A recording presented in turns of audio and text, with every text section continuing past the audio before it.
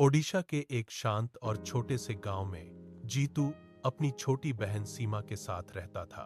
सीमा केवल उसकी बहन नहीं, बल्कि उसका पूरा संसार थी। लेकिन नियति को कुछ और ही मंजूर था। एक सुबह तेज बुखार ने सीमा को ऐसा जकड़ा कि उसने दम तोड़ दिया। घर की दीवारें, जो कभी उसकी हंसी से गूंजती थीं, अब खामोश और सूनी हो गईं। जीतू के पास अब केवल सीमा की धुंधली यादें और बैंक खाते में जमा 19,300 रुपए ही बचे थे, जो उनके भविष्य के लिए थे। अगले दिन जीतू भारी मन से बैंक पहुंचा। उसने काउंटर पर खड़े क्लर्क को अपनी बेबसी और सीमा के जाने की बात बताई। क्लर्क ने बिना सिर उठाए रूखेपन से कहा, खाता धारक को साथ लेकर आओ, तभी पैसे मिलेंगे। जीतू ने कांपती आवाज में मिन्नत की, साहब, वो अब इस दुनिया में नहीं रही। क्लर्क ने बेरहमी से फाइल बंद की और बोला, नियम सबके लिए एक है, बिना खाता धारक के कुछ नहीं होगा। अगले 3 दिनों तक जीतू रोज बैंक गया, गिड़गिड़ाया, लेकिन हर बार उसे वही कठोर जवाब मिला। चौथी रात तक जीतू भूख और अपमान से टूट चुका था। आधी रात के सन्नाटे में उसने एक खौफनाक फैसला लिया। उसने अपना पुराना फावड़ा उठाया और श्मशान की ओर चल पड़ा।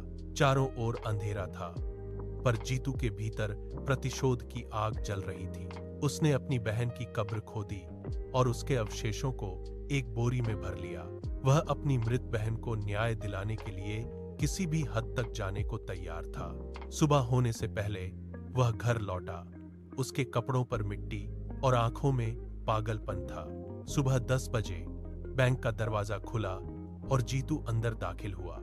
उसने बोरी से सीमा का कंकाल निकाला और उसे सामने वाली कुर्सी पर बिठा दिया। पूरे बैंक में सन्नाटा पसर गया।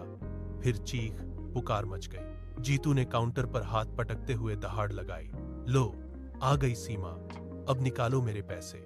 नियमों की बात करते थे ना, अब देखो, ये रही खाता धारक। बैंक मैनेजर और गार्ड सन्न रह गए। जीतू की आंखों में जो दर्द और गुस्सा था, उसने व्यवस्था के हर कायदे को शर्मसार कर दिया था। पुलिस आई, जीतू फूट फूट कर रो पड़ा। मैनेजर ने अपनी गलती मानी और पैसे सौंप दिए। जीतू ने उन पैसों से सीमा की याद में एक दान पात्र बनवाया।